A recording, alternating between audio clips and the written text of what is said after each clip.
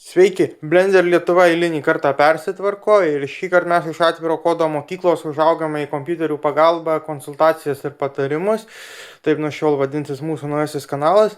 Ir kaip sufleruoja pavadinimas, čia rasite visko apie kompiuterius. Įvairių naujienų, įvairių įžvalgų, ištraukų iš įvairių laidų ir taip toliau. Viską, kas susijęs su kompiuteriais, aktyvizmu, etika, didžiosiom kompanijom bei panašiai.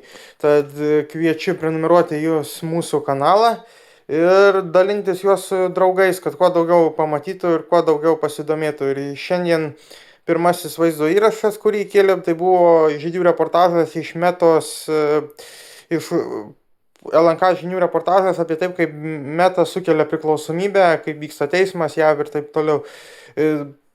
Daugiau galite rasti šitame kanale, artimiausiu metu kelsiu socialinę dilemą bei kitus filmus susijusius su aktyvizmu bei informatika. Taigi, prenumeruokite mus ir susitiksime kitose vaizdo įrašuose.